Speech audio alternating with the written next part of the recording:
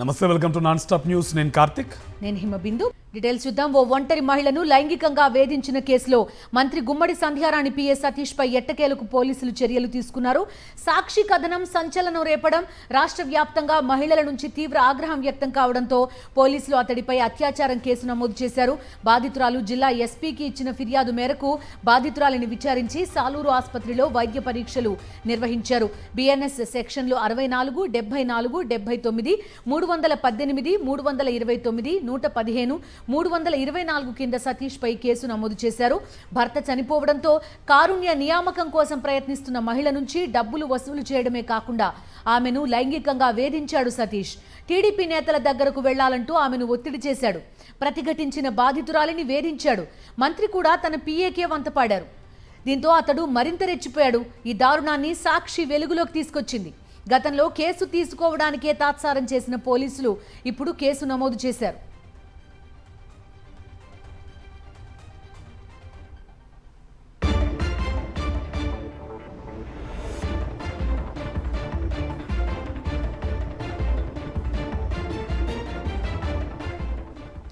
మహిళపై లైంగిక వేధింపులకు పాల్పడిన మంత్రి సంధ్యారాణి పిఏను వెంటనే అరెస్ట్ చేయాలని డిమాండ్ చేశారు.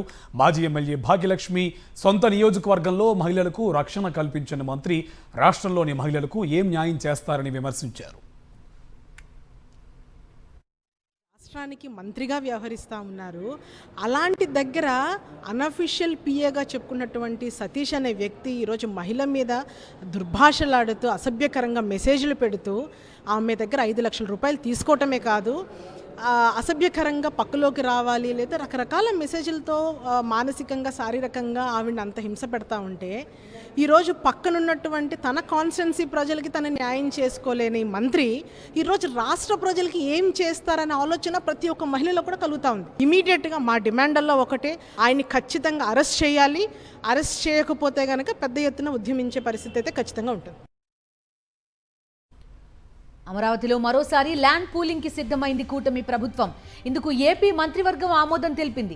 ఇప్పటికే 50,000 ఎకరాల భూములు సేకరించిన కూటమి సర్కార్ ఆకలి తీరలేదు. రెండో దశలో భాగంగా మరో 20,494 ఎకరాల భూములు సేకరించేందుకు సిద్ధమైంది. 7 గ్రామాల్లో అసైన్డ్ భూములతో కలిపి వీటిని సేకరించేందుకు త్వరలోనే ల్యాండ్ పూలింగ్ నోటిఫికేషన్ జారీ చేయనుంది సిఆర్డీఏ. 7 గ్రామాల్లో 20,000 ఎకరాల భూములు తీసుకోవాలని నిర్ణయించారు. వైకుంఠపురంలో 3,361 ఎకరాలు, పెద్దమత్తూరులో 1,145 ఎకరాలు, ఎండ్రాయిలో 2,166 ఎకరాలు, కర్లపూడిలో 2,944 ఎకరాలు, వడ్డమానులో 1,913 ఎకరాలు, హరిశ్చంద్రపురంలో 2,418 ఎకరాలు, పెదపరిమిలో 6,513 ఎకరాల భూ సమీకరణ చేయాలని నిర్ణయించారు. అసైన్డ్ ప్రభుత్వ భూములతో కలిపి మొత్తం 20,494 ఎకరాల భూసేకరణ చేపట్టనుంది ప్రభుత్వం.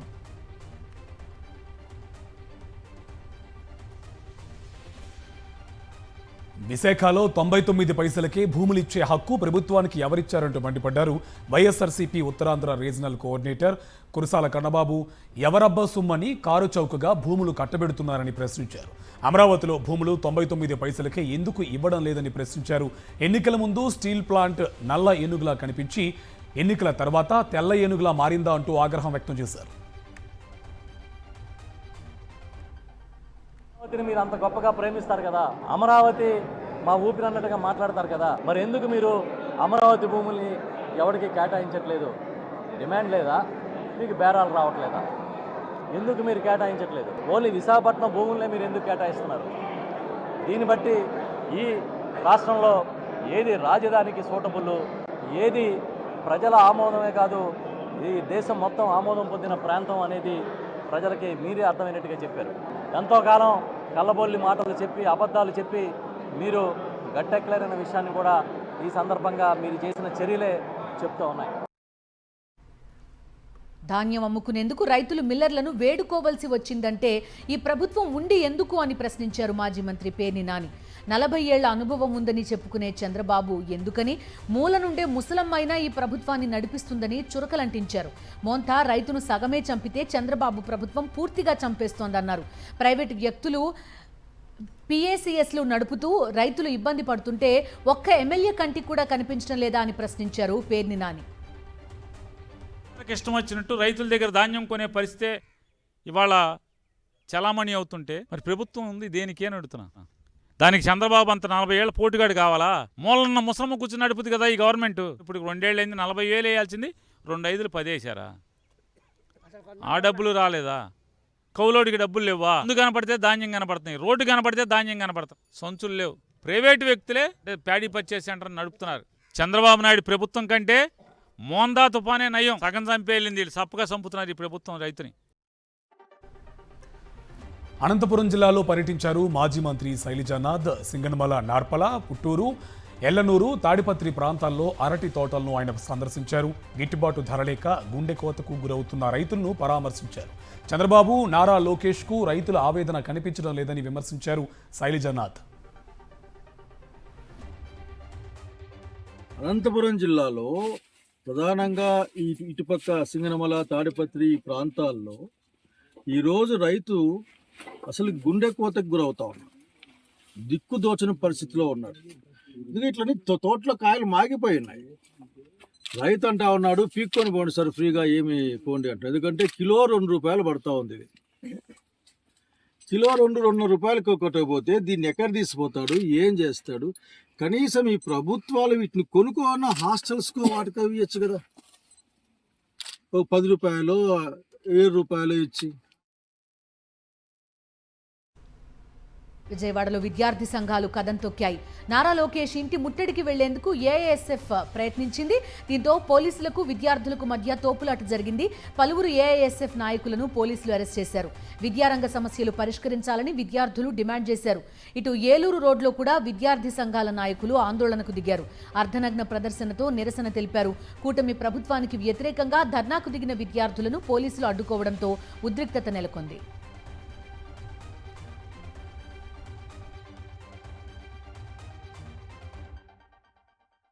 107 రద్దు చేస్తానన్నావు, మెడికల్ కళాశాలను కాపాడుతానన్నావు, ఫీజు రియంబర్స్మెంట్ బకాయిలు విడుదల చేస్తానన్నావు. ప్రభుత్వానికి పాడగట్టే రోజులు చాలా దగ్గరలోనే ఉన్నాయి. మీ ఆయన చంద్రబాబు నాయుడు ఏ యూనివర్సిటీలో చదువుకున్నాడు? నిమ్మల రామానాయుడు ఏ యూనివర్సిటీలో చదువుకున్నాడు? సబితమ్మ ఏ యూనివర్సిటీలో చదువుకుంది? పొలిటికల్ సైన్స్ యూనివర్సిటీ కేంద్రాలు ఎందుకు పెడతా ఉన్నారు? మేము విద్యార్థులుగా మా హక్కులు అడిగితే విద్యార్థులు నియంతలాగా అరెస్ట్ చేస్తావా? అరెస్ట్ చేయి. పోరాటాల ద్వారానే ఇంకో ప్రభుత్వాన్ని నిర్మించడానికి ఆల్ ఇండియా స్టూడెంట్ ఫెడరేషన్ సిద్ధంగా ఉందని చెప్పి హెచ్చరిస్తా ఉన్నాం. చంద్రబాబు దుర్మార్గపు ఆలోచనలు చేస్తున్నారని మండిపడ్డారు ఉభయ గోదావరి జిల్లాల వైఎస్ఆర్సీపీ రీజనల్ కోఆర్డినేటర్ బొత్స సత్యనారాయణ. అవినీతికి అలవాటు పడి పీపీపీ విధానానికి తెరలేపారని ఆరోపించారు. ప్రభుత్వ ఆధీనంలోనే మెడికల్ కాలేజీలు ఉండాలన్నారు. పాలకులలో పశ్చిమ గోదావరి జిల్లా వైఎస్ఆర్సీపీ సమన్వయ సమావేశంలో బొత్స పాల్గొన్నారు. విద్య, వైద్యాన్ని ప్రైవేటు పరం చేస్తే ప్రజలకు నష్టమన్నారు.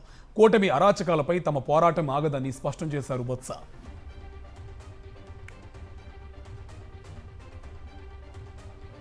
మరి ఆ ఆలోచన ఏంటో నాకైతే తెలియదు, కానీ వాటిని పీపీ మోడల్ని దాన్ని ప్రైవేట్ పరం చేయడానికి ఒక దుర్మార్గమైన ఆలోచనని చేసి వాళ్ళు దాని నుంచి వ్యక్తిగత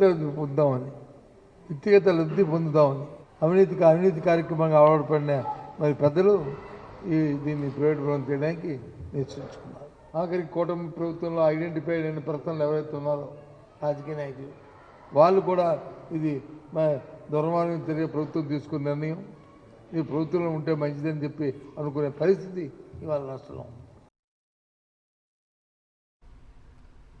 కోకాపేటలో భూములు భారీ ధర పలికాయి. దేశంలోనే ఎక్కడా లేని ధరలతో రికార్డులు బ్రేక్ చేస్తున్నాయి. గత వేలంపాటలో ఎకరా భూమి 137.25 కోట్లు పలికితే దాన్ని బ్రేక్ చేస్తూ తాజాగా 151.25 కోట్ల ధర పలికింది ఎకరా భూమి. ప్లాట్ నంబర్ 15లో 4.3 ఎకరాలు, ప్లాట్ నంబర్ 16లో 5.3 ఎకరాలకు హెచ్ఎండిఏ వేలం నిర్వహించింది. మొత్తం 9.06 ఎకరాలకు గాను వేలంపాటలో 1352 కోట్ల భారీ ఆదాయం వచ్చింది.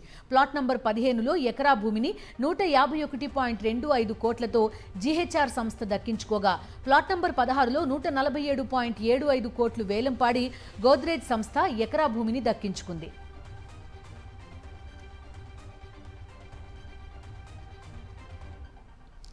గ్రామ పంచాయతీ ఎన్నికల కోసం ఫ్రీ సింబల్స్ ఎన్నికల సంఘం ప్రకటించింది. సర్పంచ్, వార్డు సభ్యుల ఎన్నికలకు అనుసరించాల్సిన గుర్తులు విడుదల చేసింది. బ్యాలెట్ పేపర్లో చివరి గుర్తు తర్వాత నోటా సింబల్ ఉంచాలని ఆదేశాలు జారీ చేశారు. తెలంగాణ పంచాయతీరాజ్ రూల్స్ 2018 ప్రకారం సింబల్స్ కేటాయించారు. జిల్లాల కలెక్టర్లు, రిటర్నింగ్ ఆఫీసర్లు, పంచాయతీ అధికారులకు నోటిఫికేషన్ పంపింది ఎన్నికల సంఘం.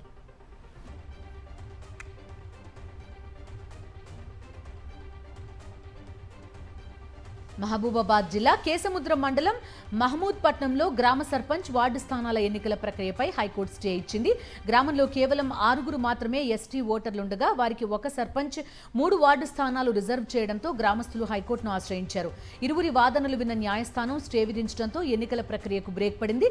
2 రోజులుగా కొనసాగుతున్న ఉత్కంఠకు తెరదించుతూ మధ్యంతర ఉత్తర్వులు జారీ చేసింది హైకోర్టు.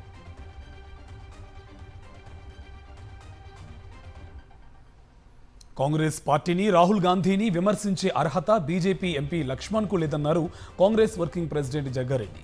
140 ఏళ్ల కాంగ్రెస్ పార్టీ చరిత్రలో రాహుల్ గాంధీ కుటుంబం ఎన్నో త్యాగాలు చేసిందన్నారు. బీజేపీ పుట్టుక మొదలైన నాటి నుంచి ఓట్ చోరీ చేస్తోందని ఆరోపించారు జగ్గారెడ్డి. రాహుల్ గాంధీ గారు ఇంత చరిత్రతో కూడుకున్న కుటుంబానికి లక్ష్మణ్ గారు మీ ఇంటికి 3 పదవులా? ఏమన్నా అర్థం ఉందా నీ మాటలకు? ఏమన్నా ఆలోచన ఉందా నీ మాటలకు? నీ నోరుకి ఏమన్నా దానికి ఒక అంటే నాలుగు ఉంది కదా అని మాట్లాడుతున్నావా లక్ష్మణ్ గారు? వేల కోట్ల రూపాయలు మోతీలాల్ నెహ్రూ గారు స్వాతంత్రం కోసం గాంధీ గారు చేతిలో పెట్టి ప్రజలను కాపాడు, పోరాటం చేయి, బ్రిటిష్ని తరిమికొట్టు అని ఒక నినాదంతో ఆస్తులు ఇచ్చిన చరిత్ర గల కుటుంబం మీద లక్ష్మణ్ గారు మీరు మాట్లాడుతున్నారే, మీ అమ్మనే అడగండియా. తనుగుల చెక్ డ్యాంను జెలటిన్ స్టిక్స్ తో పేల్చారని, దీనిపై వెంటనే విచారణ జరపాలని డిమాండ్ చేశారు బీఆర్ఎస్ ఎమ్మెల్యేలు గంగుల కమలాకర్, పాడి కౌశిక్ రెడ్డి. ఈ విషయమై ముందుగా ఫిర్యాదు చేసింది ఇరిగేషన్ డిఈ అనే విషయం గుర్తు చేశారు. చెక్ డ్యాంలు పేల్చిన వారిపై చర్యలు తీసుకోవాలని, రాష్ట్ర వ్యాప్త ఉద్యమం చేస్తామని, అవసరమైతే కేంద్ర హోంమంత్రికి ఫిర్యాదు చేస్తామన్నారు. పేలుడు జరిగిందని నిరూపిస్తే రాజకీయ సన్యాసం చేస్తానన్న పెద్దపల్లి ఎమ్మెల్యే ఇప్పుడు మాట మార్చారని మండిపడ్డారు బీఆర్ఎస్ ఎమ్మెల్యేలు.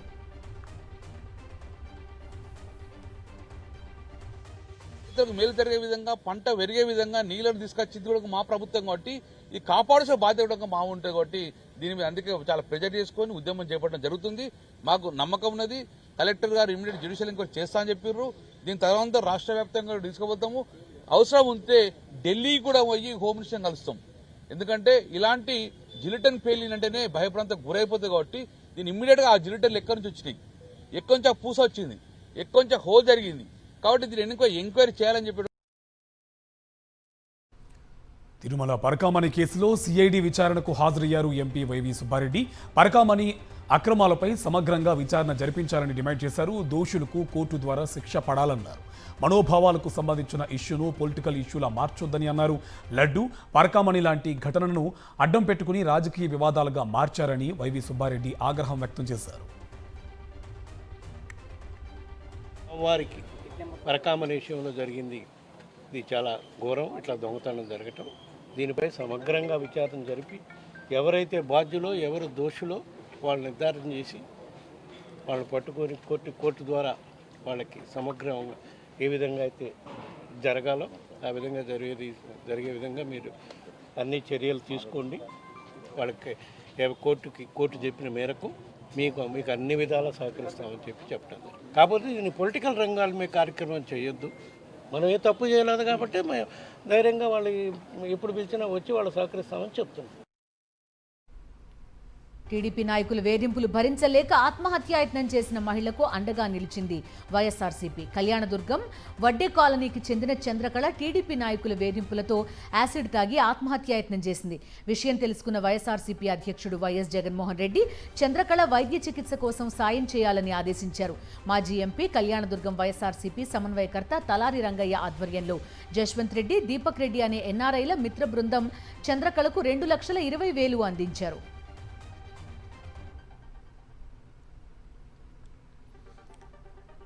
తాడేపల్లి వైఎస్ఆర్సీపీ కేంద్ర కార్యాలయంలో మహాత్మా జ్యోతిరావు పూలే వర్ధంతి కార్యక్రమం జరిగింది. ఈ సందర్భంగా వైఎస్ఆర్సీపీ నేతలు జ్యోతిరావు పూలే విగ్రహానికి పూలమాలలు వేసి నివాళులర్పించారు. మహిళా సాధికారత కోసం జ్యోతిరావు పూలే చేసిన సేవలను వైఎస్ఆర్సీపీ నేతలు కొనియాడారు. బీసీల అభ్యున్నతికి ఆయన చేసిన కృషిని గుర్తు చేసుకున్నారు. గుంటూరు జిల్లా మార్కెట్ సెంటర్ హిందూ కళాశాల కూడలి వద్ద మహాత్మా జ్యోతిరావు పూలే 136వ వర్ధంతి వేడుకలు నిర్వహించారు. పూలే విగ్రహానికి మాజీ మంత్రి అంబటి పుష్పాంజలి ఘటించి నివాళులర్పించారు. సమాజంలో బడుగు బలహీన వర్గాలకు సమాన హక్కులు కావాలని పోరాడిన మహనీయుడు జ్యోతిరావు పూలే అని అంబటి స్మరించుకున్నారు. అనంతపురం జిల్లా పాత బస్టాండ్ సర్కిల్లో మహాత్మా జ్యోతిరావు పూలే వర్ధంతి కార్యక్రమం ఘనంగా జరిగింది. వైఎస్ఆర్సీపీ జిల్లా అధ్యక్షులు రవీంద్రనాథ్ రెడ్డి, మాజీ డిప్యూటీ సీఎం అంజద్ బాషా సహా పలువురు నేతలు పూలే విగ్రహానికి నివాళులర్పించారు. సమాజంలో అసమానతలు తొలగిపోవడానికి ఆయన చేసిన కృషి ఎప్పటికీ మరువలేనిదని కొనియాడారు.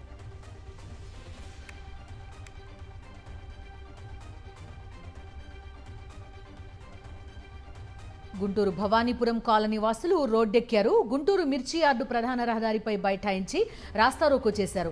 తాము పూర్వం సొంత ఖర్చులతో ఏర్పాటు చేసుకున్న రోడ్ను కొందరు అక్రమార్కులు కబ్జా చేశారని ఆగ్రహం వ్యక్తం చేశారు. ఈ అంశంపై స్థానిక టీడీపీ ఎమ్మెల్యే గళ్ల మాధవిని కలిసి ఫిర్యాదు చేసినా స్పందించడం లేదన్నారు. ఆక్రమణలపై చర్యలు తీసుకోవాలని ఎమ్మెల్యేను కోరితే కనీసం పట్టించుకోవడం లేదని మండిపడుతున్నారు భవానీపురం కాలనీ వాసులు.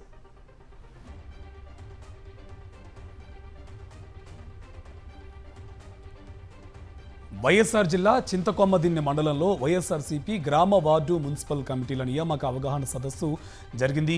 వైఎస్ఆర్ జిల్లా అధ్యక్షులు రవీంద్రనాథ్ రెడ్డి సహా పలువురు ముఖ్య నేతలు కార్యక్రమానికి హాజరయ్యారు. రానున్న ఎన్నికల్లో గెలిపే లక్ష్యంగా పార్టీ బలోపేతంపై చర్చించారు. పార్టీ కోసం కష్టపడి పనిచేసిన వారికి వైఎస్ఆర్సీపీ అధికారంలోకి వచ్చాక నామినేటెడ్ పదవులు దక్కుతాయని రవీంద్రనాథ్ రెడ్డి తెలిపారు. చంద్రబాబు అధికార దుర్వినియోగానికి పాల్పడుతున్నారని మండిపడ్డారు వైఎస్ఆర్సీపీ ఎమ్మెల్యే తాటిపర్తి చంద్రశేఖర్. అధికార బలంతో కేసులను మాఫీ చేయించుకుంటున్నారని ఆరోపించారు. చంద్రబాబు అవినీతి కేసులపై పవన్ ఎందుకు ప్రశ్నించడం లేదన్నారు. ప్రశ్నిస్తే తమపై అక్రమ కేసులు పెడుతున్నారన్నారు ఎమ్మెల్యే చంద్రశేఖర్. నేను ప్రశ్నిస్తానని పార్టీ పెట్టాడు, ఇవాళ ప్రశ్నిస్తున్నటువంటి మాపై కేసులు పెట్టిస్తున్నాడు. తను ప్రశ్నించకపోగా వ్యవస్థల్లో జరిగేటటువంటి తప్పిదాలని మాట్లాడలేనప్పుడు చంద్రబాబు నాయుడు గారి అవినీతి భాగోతం చిట్టా మీకు తెలిసి మీరు అనేక సభల్లో మాట్లాడింది వాస్తవమైనప్పుడు మీ ప్రభుత్వంలో ఉన్నటువంటి పెద్దల యొక్క ఒత్తిడితో ఈ కేసులన్నీ నీరు గారిపోతా ఉంటే ఎప్పుడు ప్రశ్నిస్తావు? రాష్ట్రంలో ఉన్నటువంటి రైతులకు అన్యాయం జరిగితే ప్రశ్నించలేవు. నువ్వేవి చేయలేనప్పుడు నీ పర్యటనలు ఎందుకు, దానికి హెలికాప్టర్లు ఎందుకు, దానికి ఖర్చు ఎందుకు? నంద్యాలలో పత్తి కొనుగోలు కేంద్రం వద్ద ఉద్రిక్తత నెలకొంది. సీసీఐ అధికారులను రైతులు, ప్రజా సంఘాలు అడ్డుకున్నారు. పంటను కొనుగోలు చేసేంత వరకు ఆందోళన విరమించబోమంటూ ఆందోళన దిగారు. రైతులకు మద్దతుగా వామపక్షాలు సైతం ఆందోళన చేపట్టాయి. ఎమ్మెల్యేలు, మంత్రులు రైతులు ఇబ్బందులు పట్టించుకోవడం లేదంటూ రైతు సంఘాల నాయకులు ఆగ్రహం వ్యక్తం చేశారు. వెంటనే సమస్యలు పరిష్కరించకపోతే ఆందోళన చేపడతామని కూటమి ప్రభుత్వాన్ని హెచ్చరించారు.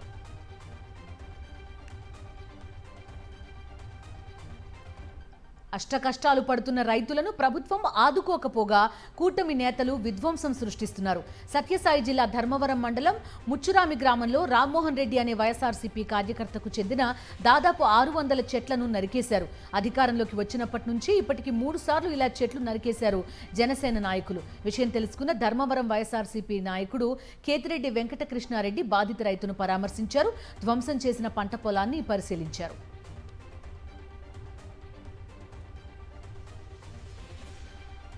ములుగు జిల్లా అబ్బాయిగూడెం ఇసుక ర్యాంపు వద్ద ఉద్రిక్తత నెలకొంది. ఇసుక లారీలను అడ్డుకుని రోడ్డుపై బైఠాయించారు మహిళలు. ఇసుక ర్యాంపుకు వెళ్లే దారిలో తమ పొలాలు ఉన్నాయని, వాటిని లారీలు తొక్కించి ధ్వంసం చేస్తున్నాయని ఆందోళన చేపట్టారు. లారీలతో ఇసుక తరలించే సమయంలో ఆ ఇసుక పంట పొలాలపై పడి నాశనమవుతున్నాయని టెంట్లు వేసుకుని నిరసనకు దిగారు. కలెక్టర్ డౌన్ డౌన్ అంటూ నినాదాలు చేస్తూ తమకు న్యాయం చేయాలని డిమాండ్ చేశారు. నూతన సంవత్సరం జనవరి 1న ఆయుధ విరమణ చేస్తామని మావోయిస్ట్ పార్టీ ఎంఎంసీ జోన్ ప్రతినిధి అనంత్ పేరుతో మీడియాకు లేఖ విడుదలైంది. అందరూ కలిసి లొంగిపోవడానికి సిద్ధంగా ఉన్నామని ఆ లేఖలో పేర్కొన్నారు మావోయిస్టులు. తాను, తన సహచరులు ప్రభుత్వం ప్రవేశపెట్టిన పూనా మార్గం ప్రచారానికి ఆకర్షితులై జనజీవన స్రవంతిలోకి రావాలని నిర్ణయించుకున్నామన్నారు. పరస్పర సమన్వయం, కమ్యూనికేషన్ కోసం ఓపెన్ ఫ్రీక్వెన్సీ నంబర్ను కూడా విడుదల చేశామన్నారు. మావోయిస్టు పార్టీ పొలిట్ బ్యూరో సభ్యుడు, ప్రస్తుతం పార్టీకి చీఫ్గా కొనసాగుతున్నాడని పేర్కొంటున్న తిప్పిరి తిరుపతి అలియాస్ దేవ్జీ పోలీసులు అదుపులో ఉన్నాడని మావోయిస్టు పార్టీ ప్రకటించింది. ఈ మేరకు దండకారణ్య స్పెషల్ జోనల్ కమిటీ అధికార ప్రతినిధి వికల్ప్ పేరుతో ఈ నెల 22న విడుదలైన లేఖ నిన్న వెలుగులోకి వచ్చింది. మావోయిస్టు పార్టీ పొలిట్ బ్యూరో సభ్యుడు దేవ్జీతో పాటు మరో 50 మందిని పోలీసులు వేరువేరు ప్రాంతాల్లో అదుపులోకి తీసుకున్నారని, వారిని వెంటనే కోర్టులో హాజరుపరచాలని మావోయిస్టులు డిమాండ్ చేశారు. హైదరాబాద్ డీజీపీ కార్యాలయాన్ని ఆశ్రయించింది ఓ బాధితురాలు. సూర్యాపేట జిల్లా కొత్త తండాకు చెందిన లచ్చిరామ్ తనను శారీరకంగా మానసికంగా వేధిస్తున్నట్టు ఫిర్యాదు చేసింది. లచ్చిరామ్తో 2008లో తనకు పరిచయం ఏర్పడిందని, మాయమాటలు చెప్పి తనను పెళ్లి చేసుకుంటానని మోసం చేసినట్లు పేర్కొంది. అయితే అప్పటికే తనకు పెళ్లయిందనే విషయం తెలిసాక లచ్చిరామ్పై గతంలో కంప్లైంట్ చేసింది బాధితురాలు. అల్లూరు సీతారామరాజు జిల్లా చింతపల్లిలో భారీగా గంజాయి పట్టుబడింది. గంజాయి తరలిస్తున్న 5గురిని పోలీసులు అరెస్ట్ చేశారు. మరో 2 పరారయ్యారు. 3.8 కోట్ల రూపాయలు విలువైన 760 కిలోల గంజాయిని సీజ్ చేశారు. 4 సెల్ ఫోన్లతో పాటు బొలెరో పికప్ వ్యాన్ స్వాధీనం చేసుకున్నారు.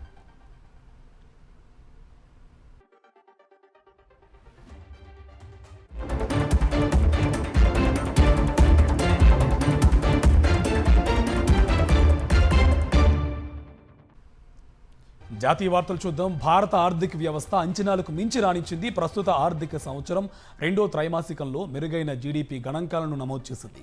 జూలై సెప్టెంబర్ త్రైమాసికంలో జీడీపీ గ్రోత్ 8.2% నమోదైంది. గత 6 త్రైమాసికాల్లో ఇదే గరిష్టం. ప్రైవేటు మూలధన వ్యయం అంతంత మాత్రంగానే ఉన్నా గ్రామీణ స్థాయిలో వినియోగం పెరగడం, ప్రభుత్వ వ్యయంలో పెరుగుదల జీడీపీ వృద్ధిలో కీలక పాత్ర పోషించాయి. ప్రపంచంలోనే అత్యంత ఎత్తైన శ్రీరాముడి విగ్రహాన్ని ప్రధాని మోదీ ఆవిష్కరించారు. దక్షిణ గోవాలోని శ్రీ సంస్థాన్ గోకర్ణ పర్తగాలి జీవోత్తమ్ మఠంలో ఈ 77 అడుగుల కాంస్య విగ్రహం ఏర్పాటు చేశారు. గుజరాత్లోని స్టాచ్యూ ఆఫ్ యూనిటీని తీర్చిదిద్దిన శిల్పి రామ్ సుతార్ ఈ శ్రీరాముడి విగ్రహాన్ని రూపొందించారు. గోకర్ణ జీవోత్తమ్ మఠం 550వ వార్షికోత్సవం సందర్భంగా మోదీ అక్కడ పర్యటించారు. అక్కడ ఆలయాన్ని దర్శించారు. అంతకుముందు కర్ణాటక ఉడిపిలో ప్రసిద్ధ శ్రీకృష్ణ ఆలయాన్ని సందర్శించారు. ప్రధాని మోదీ సువర్ణ తీర్థ మండపాన్ని ప్రారంభించారు. మధ్వ సరోవరంలో తీర్థ ప్రోక్షణ అనంతరం ఆలయంలోని కనకనకిండి నుంచి శ్రీకృష్ణుని దర్శించుకున్నారు. అష్టమఠాలకు నేతృత్వం వహిస్తున్న పీఠాధిపతుల ఆశీర్వచనం స్వీకరించారు. గీతా మందిరాన్ని సందర్శించి 1,00,000 కంఠ గీతా పారాయణ కార్యక్రమంలో పాల్గొన్నారు. కర్ణాటకలో అధికార సంక్షోభం క్లైమాక్స్ కు చేరింది. ఎట్టకేలకు హైకమాండ్ చర్యలు ప్రారంభించింది. కర్ణాటక సమస్యపై ఢిల్లీలో కీలక భేటీ జరిగింది. సోనియా, రాహుల్, మల్లికార్జున ఖర్గే భేటీ అయి దీనిపై చర్చించారు.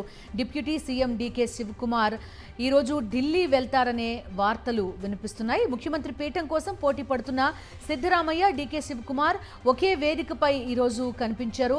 ఐసీడీఎస్ గోల్డెన్ జూబ్లీ వేడుకల్లో కలిసి పాల్గొన్నారు. ఏమీ జరగనట్టుగా మాట్లాడుకున్నారు. పలు సంక్షేమ కార్యక్రమాలను కూడా ఇద్దరూ కలిసి ప్రారంభించారు. తాజా సంక్షోభంపై కీలక వ్యాఖ్యలు చేశారు డీకే శివకుమార్. మరోసారి బాల్ ని హైకమాండ్ కోర్టులోకి నెట్టారు. ముఖ్యమంత్రి పదవి కోసం హడావుడి పడడం లేదని, అధిష్టానమే నిర్ణయం తీసుకుంటుందని వ్యాఖ్యానించారు. తనది కాంగ్రెస్ కమ్యూనిటీ అని చెప్పుకొచ్చారు డీకే శివకుమార్.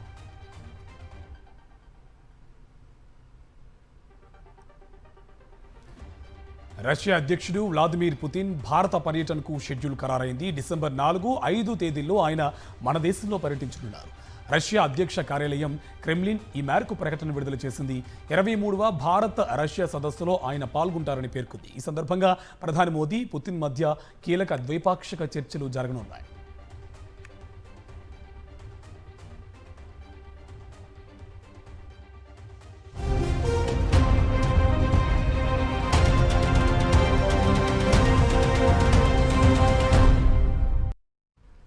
అంతర్జాతీయ వార్తలు చూద్దాం. ఆసియాలో అత్యంత శక్తివంతమైన దేశాల జాబితాలో 3వ స్థానాన్ని పదిలపరుచుకున్న భారత్ తొలిసారి మేజర్ పవర్ హోదా అందుకుంది. ఆస్ట్రేలియాకు చెందిన థింక్ ట్యాంక్ లోవి ఇన్స్టిట్యూట్ విడుదల చేసిన ఆసియా పవర్ ఇండెక్స్ 2025లో ఈ విషయం వెల్లడైంది.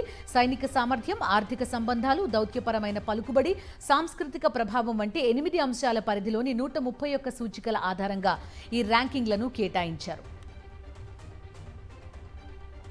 పాకిస్తాన్ మాజీ ప్రధాని ఇమ్రాన్ ఖాన్ ఎలా ఉన్నారనే విషయంలో కన్ఫ్యూజన్ వేయడం లేదు. ఆయన మరణ వార్తను ప్రభుత్వం ఖండించినా కుటుంబ సభ్యులు మాత్రం అనేక సందేహాలు వ్యక్తం చేస్తున్నారు. తన తండ్రి సజీవంగా ఉన్నట్లు ఆధారాలు చూపించాలని డిమాండ్ చేశారు. ఇమ్రాన్ ఖాన్ తనయుడు ఖాసిం ఖాన్ 845 రోజులుగా తన తండ్రి జైల్లో ఉన్నారని, నెలన్నర రోజుల నుంచి ఆయన్ను ఎవరూ కలవకుండా డెత్ సెల్లో నిర్బంధించారని ఆరోపించారు. కోర్టు ఉత్తర్వులు ఉన్నా తన తండ్రిని చూసేందుకు అనుమతించడం లేదన్నారు ఖాసిం ఖాన్.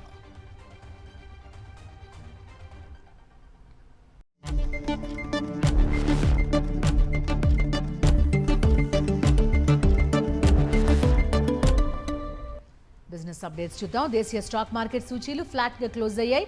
ఇన్వెస్టర్స్ అప్రమత్తత పాటించడంతో 13 పాయింట్లు నష్టపోయిన సెన్సెక్స్ 85,706 వద్ద స్థిరపడింది.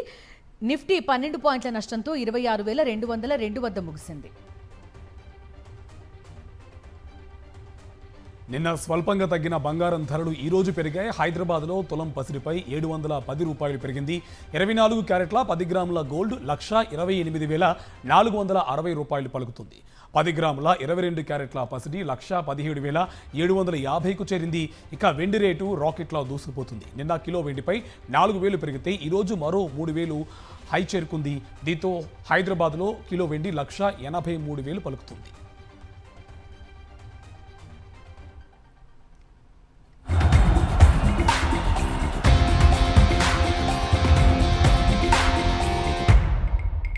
స్పోర్ట్స్ అప్డేట్స్ చూద్దాం. వన్డే వరల్డ్ కప్ తర్వాత శ్రీలంకతో 5 టీ20ల సిరీస్లో తలపడనుంది భారత జట్టు. వాస్తవానికి బంగ్లాదేశ్తో 3 టీ20ల సిరీస్ ఆడాల్సి ఉన్న రాజకీయ ఉద్రిక్తతల నేపథ్యంలో వాయిదా పడింది. దీంతో శ్రీలంకతో 5 టీ20ల సిరీస్ మ్యాచ్ల షెడ్యూల్ విడుదల చేసింది బీసీసీఐ. ఈ సిరీస్లో తొలి మ్యాచ్ డిసెంబర్ 21న విశాఖపట్నంలో, చివరి మ్యాచ్ 30వ తేదీన తిరువనంతపురంలో జరగనుంది. ఇవి నాన్ స్టాప్ న్యూస్ డీటెయిల్స్.